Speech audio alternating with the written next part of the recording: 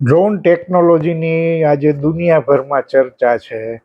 Russia Ukraine યુદ્ધ હજી ચાલી રહ્યું છે અને એમાં આ ટેકનોલોજીનો એટલો બધો ઉપયોગ થયો છે અને હવે ઈરાન, ઇઝરાયલ, અમેરિકાના યુદ્ધમાં આ ડ્રોન ટેકનોલોજી બહુ મહત્વની ભૂમિકા, ખાસ કરીને ઈરાનના સંદર્ભે વાત કરીએ તો દેકારો બોલાવી દીધો છે ઈરાને.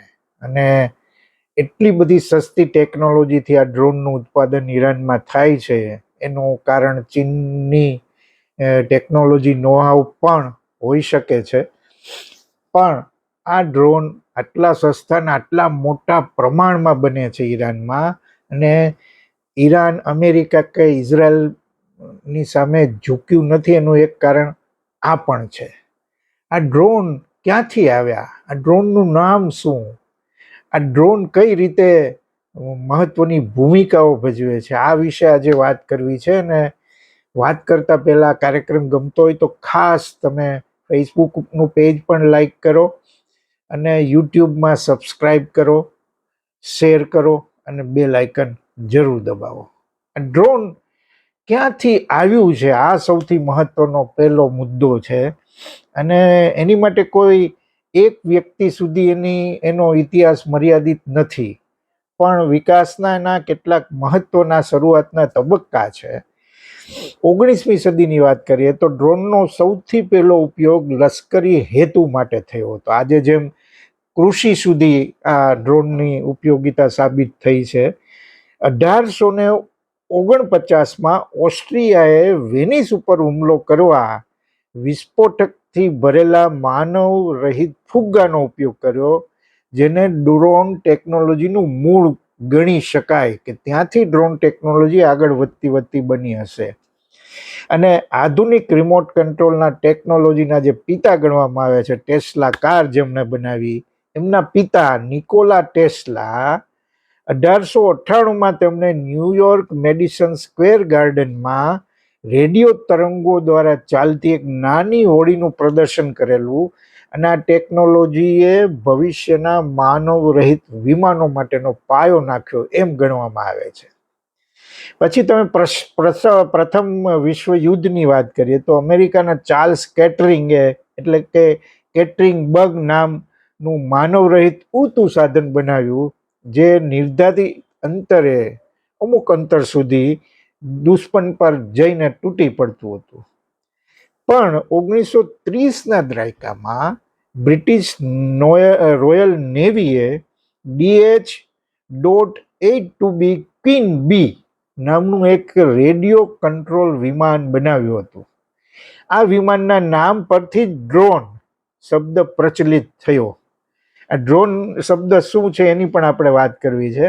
અને આધુનિક ડ્રોન યુગ જે 21મી સદીમાં છે, એમાં લશ્કરી સ્તરે ઇઝરાયલ અને અમેરિકાએ આધુનિક દેખરેખ અને હુમલા માટેના ડ્રોન વિકસાવવામાં બહુ મોટી ભૂમિકા ભજવી છે.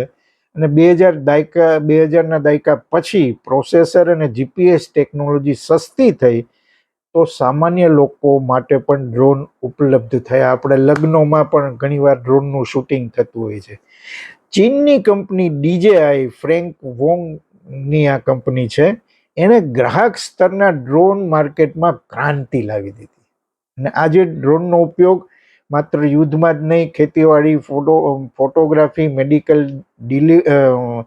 મેડિકલ દવાઓને મોકલવી, આપત્તિ વ્યવસ્થાપન, એ બધામાં એનો ઉપયોગ થવા લાગ્યો છે. હવે આનો મૂળ અર્થ અને એના વિવિધ સંદર્ભોની વાત કરવી છે. એ બહુ ઇન્ટરેસ્ટિંગ છે. મૂળ અંગ્રેજીમાં DRONE, ડ્રોન શબ્દનો અર્થ નર મધમાખી થાય છે. મધપુડામાં નર મધમાખીનું મુખ્ય કાર્ય શું હોય છે? તો કે રાણી મધમાખી સાથે પ્રજનન કરવાનું હોય છે. ને તે મધ એકઠું કરતા નથી કે ડંખ મારતા નથી. નામ પાછળનું કારણ એવું છે કે 1930ના દાયકામાં બ્રિટિશરોએ એક રિમોટ કંટ્રોલ, જેની આપણે વાત કરી, વિમાન જે બનાવ્યું એને ક્વીન બી એટલે કે રાણી મધમાખી નામ આપેલું. તેના માનમાં અમેરિકાએ પણ તેમના આવા જ એક વિમાનને ડ્રોન નામ આપ્યું, એટલે કે નર મધમાખી. ત્યારથી માનવ રહિત ઉડતા સાધનો માટે આ શબ્દ રૂઢ થઈ ગયો. અન્ય અર્થો કેટલાક જોઈ જવા જેવા છે કે ડ્રોન એટલે એક ધારો ગણગણાટ જેવો અવાજ, હમિંગ સાઉન્ડ, જેને ડ્રોન હવામાં ઉડે છે ત્યારે આપણે જોઈએ છીએ એના પાંખિયા જે ફરે છે એમાં એક ધારો અવાજ આવે છે, અને એ મધમાખી પણ જ્યારે ઉડતી હોય ત્યારે એવો જ અવાજ આવે. ટેકનિકલ નામની જો વાત કરીએ તો વિજ્ઞાનની ભાષામાં એને UAV, અનનેમ્ડ એરિયલ વ્હીકલ કહેવામાં આવે છે. સંગીતના સંદર્ભમાં પણ આ શબ્દ વપરાય છે. ભારતીય શાસ્ત્રીય સંગીત આ બહુ ઇન્ટરેસ્ટિંગ છે. તંબુરો જે સતત એક જ સુર સા પા સા રેલાવે છે તેને પણ ડ્રોન કહેવામાં આવે છે, કારણ કે તે આખા ગાયનમાં એક ધારા અવાજ તરીકે પાછળ વાગતો રહે છે. એટલે ડ્રોન શબ્દ મધમાખીના ગણગણાટ અને તેના અવાજ અને તેની જોડાયેલી જે લાક્ષણિકતા છે એના કારણે પ્રચલિત થયો છે. અને આ ટેકનોલોજી માત્ર સૈન્ય પૂરતી મર્યાદિત નથી, કારણ કે છેલ્લા એક દાયકામાં એ બહુ સસ્તી થઈ છે અને એનું મોટા પાયે ઉત્પાદન થવા માંડ્યું છે. સ્માર્ટફોનની જે ક્રાંતિ થઈ એની અંદર વપરાતા જે સેન્સર્સ જેવા કે એક્સેલેરોમીટર્સ, ગાયરોસ્કોપીસ એન્ડ GPS નું ઉત્પાદન લાખોની સંખ્યામાં થવા લાગ્યું. આ જ સેન્સર ડ્રોનમાં પણ વપરાય છે અને એના કારણે કિંમતમાં બહુ ઘટાડો થયો છે. બેટરી ટેકનોલોજીમાં થયેલા સુધારા અને ઇલેક્ટ્રિક વાહનોના વધતા ક્રેઝમાં કાર્યક્ષમ બેટરીઓ પણ સસ્તી થઈ અને ડ્રોનને ઉડવા માટે જરૂરી હળવી અને શક્તિશાળી બેટરીઓ હવે ઓછા ભાવે ઉપલબ્ધ છે. પહેલાની સરખામણીએ નાની અને શક્તિશાળી બ્રશલેસ DC મોટર્સ પણ હવે બહુ સસ્તા દરે મળે છે. આની વિશેષતા એ છે કે આ મોટર લાંબો સમય ચાલે છે અને તેની જાળવણી પણ સરળ હોય છે. અને સૌથી મહત્વનો મુદ્દો એ છે કે આ ટેકનોલોજીમાં ચીન છે એ હબ ગણાય છે. ચીનમાં ખાસ કરીને શેનઝેન શહેર છે ડ્રોન ઉત્પાદનનું વૈશ્વિક કેન્દ્ર છે. DJI જેવી અગાઉ આપણે જે વાત થઈ, DJI જેવી મોટી કંપનીએ ડ્રોન બનાવવાની પ્રક્રિયાને એટલી સરળ અને કાર્યક્ષમ બનાવી દીધી કે ઓછા ખર્ચે એમાં પ્રીમિયમ ફીચર્સ આપવા શક્ય બન્યા. ડ્રોનને સ્થિર રાખવા, નેવિગેટ કરવા માટેના સોફ્ટવેર પણ ઓપન સોર્સ જેમ કે અર્ડુ પાયલોટ ઉપલબ્ધ છે. આનાથી નવી કંપનીઓને સંશોધન અને વિકાસ પાછળ કરોડો રૂપિયા ખર્ચવા પડતા નથી અને એનો સીધો ફાયદો ગ્રાહકને મળે છે. અને આમાં કેટલી પ્રકારના માર્કેટ સેગમેન્ટેશન જે છે, જુદા જુદા ટોય ડ્રોન છે, બાળકો માટે આનંદ માટે 1000 કે 5000 રૂપિયામાં, કન્ઝ્યુમર ડ્રોન છે ફોટોગ્રાફી કે વિડીયોગ્રાફી માટે 20,000 થી 1 લાખમાં મળે છે. સરકારની કેટલીક PLI સ્કીમ પણ છે અને ડ્રોન ઉત્પાદકો માટે 120 કરોડની PLI સ્કીમ, જે પ્રોડક્શન લિંક ઇન્સેન્ટિવ એવી સ્કીમ પણ જાહેર કરી છે ને એના કારણે ભારતમાં ડ્રોન અને તેના સ્પેર પાર્ટ્સ બની રહ્યા છે. સબસિડીને આર્થિક પ્રોત્સાહન પણ મળે છે. મેક ઇન ઇન્ડિયામાં પણ આને મહત્વ મળે છે. અને ભારતમાં અત્યાર સુધીમાં 200થી વધુ ડ્રોન સ્ટાર્ટઅપ્સ કાર્યરત છે. પણ ચીનથી આપણે બહુ પાછળ છીએ. આપણે ત્યાં જે કંપનીઓ છે એમાં જાણીતી જે કેટલીક છે, ઇન્ડિયા ફોર્જ જે છે એ સૌથી વધારે અને ભારતીય સેનાને ડ્રોન પૂરા પાડે છે. ગરુડા એરોસ્પેસ ચેન્નઈમાં છે અને ખેતીવાડી ક્ષેત્રના ડ્રોન વધારે બનાવે છે. DCM શ્રીરામ આ પણ મોટા પાયે ડ્રોન ઉત્પાદન કરી રહી છે. એસ્ટિરિયા એરોસ્પેસ રિલાયન્સ ગ્રુપની આ કંપની છે, એની સર્વેક્ષણ અત્યાધિક ડ્રોન બનાવે છે. નમો ડ્રોન દીદી યોજના પણ ચાલે છે અને એમાં 15,000 મહિલા સ્વસહાય જૂથોની યોજનાઓ એની સાથે સંકળાયેલા છે અને એ મોટા ભાગે ખેતીમાં ખાતર ને જંતુનાશક દવાના છંટકાવ માટે જાણીતા છે. હવે મુશ્કેલી ક્યાં છે? આપણે ત્યાં હજુ પણ ડ્રોનની મોટર, બેટરી અને સેન્સર માટે ભારતે અમુક વિદેશો પર આધારિત રહેવું પડે છે, ખાસ કરીને તાઇવાન અને દક્ષિણ કોરિયા. અને ડ્રોન ઉડાડવા માટે કુશળ પાયલોટની જે જરૂર છે એની માટે પણ આપણે ત્યાં હવે ધીરે ધીરે ડ્રોન ટ્રેનિંગ સ્કૂલો પણ શરૂ થઈ છે અને કૃષિ પત્રકારત્વ માટે બહુ આ ઉપયોગી ટેકનોલોજી છે. પણ ઈરાનની જો વાત કરીએ, હવે જે મુખ્ય મુદ્દો આપણો છે કે ઈરાન ડ્રોન ટેકનોલોજીનો ઇતિહાસ બહુ રસપ્રદ છે. એણે કોઈ દેશ પાસેથી સીધી ખરીદવાને બદલે મજબૂરી અને જરૂરિયાતમાંથી જન્મેલી આ ટેકનોલોજી ઈરાન માટે છે. અને મુખ્યત્વે 3 રીતે એનો વિકાસ થયો. ક્યાંથી શરૂઆત થાય છે કે ઈરાન ઈરાક યુદ્ધ 1980 થી 88 સુધી, ત્યારે પાયાની શરૂઆત થઈ. યુદ્ધ દરમિયાન ઈરાન પણ ઘણા બધા આંતરરાષ્ટ્રીય પ્રતિબંધો હતા, જેમ અત્યારે પણ અમેરિકાએ મૂકેલા છે, અને એના કારણે એને આધુનિક હથિયારો મળતા નહોતા. પછી મજબૂરીમાંથી આ વાત ઊભી. દુશ્મન દેશ ઈરાકની સેનાની હિલચાલ પર નજર રાખવા માટે ઈરાને સસ્તા અને માનવ રહિત સાધનોની જે જરૂર હતી, એમાં 1985માં ઈરાને પોતાનું પહેલું ડ્રોન બનાવ્યું અને એનું નામ હતું મોહાજેર-1. આ સમયે બહુ સાદું એ ડ્રોન હતું, પણ જેમાં માત્ર એક કેમેરો લગાવેલો હતો અને તે કેમેરામાં ફિલ્મના રોલ એના દ્વારા ફોટા પડતા હતા. એટલે બહુ આ શરૂઆતની ટેકનોલોજી.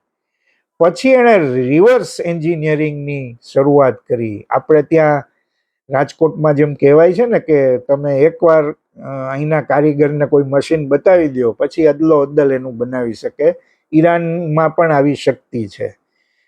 ઈરાને ડ્રોન ટેકનોલોજીનો સૌથી મોટો સ્ત્રોત અમેરિકન અને પશ્ચિમ દેશના ડ્રોન છે. જ્યારે કોઈ પણ વિદેશી ડ્રોન ઈરાનની સરહદમાં તોડી પાડવામાં આવે અથવા તો ભૂલથી ત્યાં લેન્ડ થાય, ત્યારે ઈરાની એન્જિનિયરો એને ખોલીને તેની બનાવટ શીખતા, એટલે કે રિવર્સ એન્જિનિયરિંગ. 2011માં ઈરાને અત્યાધુનિક RQ-170 સેન્ટિનેલ ડ્રોન પકડ્યું હતું, અને એના આધારે પોતાના ડ્રોનમાં એણે ઘણા બધા એડવાન્સ ડ્રોન મોડલ પણ તૈયાર કર્યા.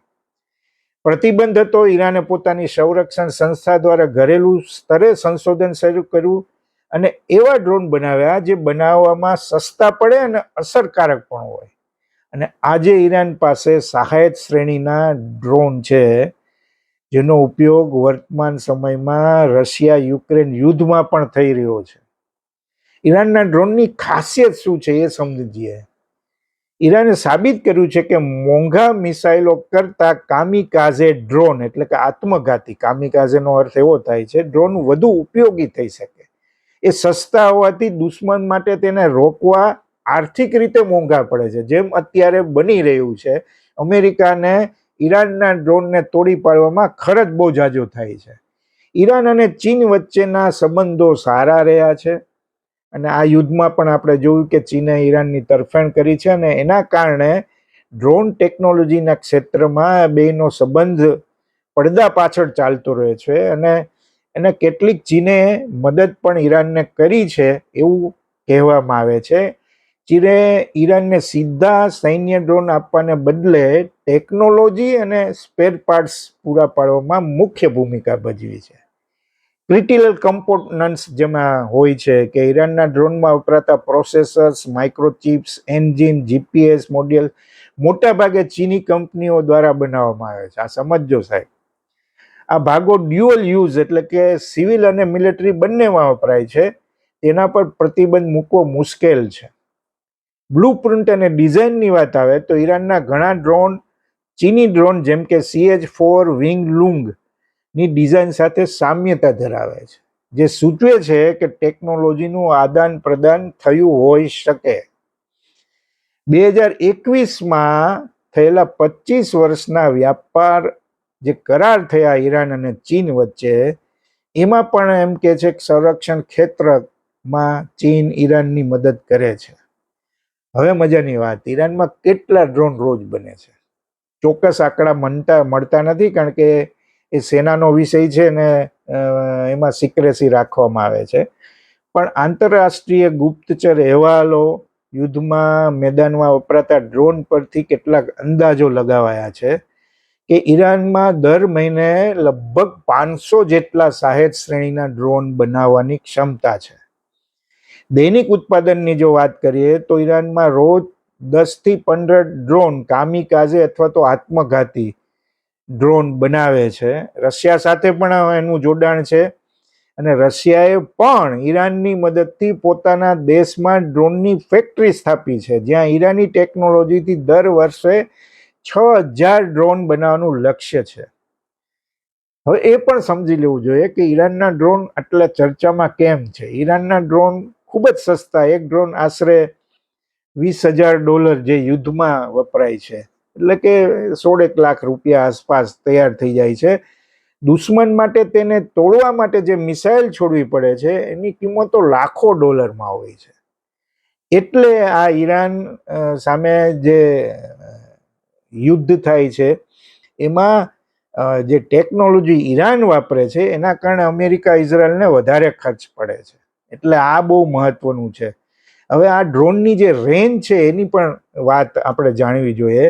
શાહેદ 136 જે કામિકાઝે ડ્રોન કહેવાય છે, આ ડ્રોન સૌથી વધારે અત્યારે ન્યૂઝમાં છે, એનો બહુ ઉપયોગ થાય છે, આત્મઘાતી ડ્રોન તરીકે જણાય છે.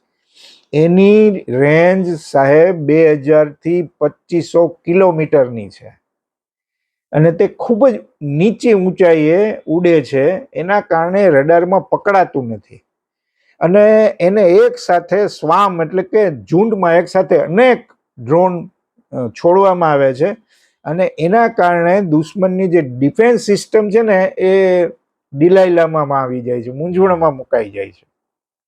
મોહાજીર 6 જે છે એ દેખરેખ અને હુમલા બંને માટે વપરાય છે. એની રેન્જ છે 200 કિલોમીટર. એ લેઝર ગાઇડેડ મિસાઇલને પણ લઈ જઈ શકે છે અને સતત 12 કલાક સુધી હવામાં રહી શકે છે. એક ડ્રોનનું નામ છે અરાશ 2. આ ઈરાનનું સૌથી લાંબી દૂરીનું અને ઘાતક ડ્રોન બનાવવામાં આવે છે અને અંદાજે 2000 કિલોમીટરથી વધારે એની રેન્જ છે અને ખાસ કરીને ઇઝરાયલ જેવા દૂરના લક્ષ્યોને ધ્યાનમાં રાખીને બનાવવામાં આવ્યું છે આ. અને તેમાં પ્રોપેલર એન્જિન હોવા છતાં તેની ઝડપ બહુ નોંધપાત્ર છે. શાહેદ 129 આ પ્રિડેટર ડ્રોન જેવું જ દેખાય છે. એની રેન્જ 1700 કિલોમીટર છે. એ સતત 24 કલાક ઉડી શકે છે અને જાસૂસી માટે કહે છે શ્રેષ્ઠમાં શ્રેષ્ઠ આ ડ્રોન ઈરાનનું છે.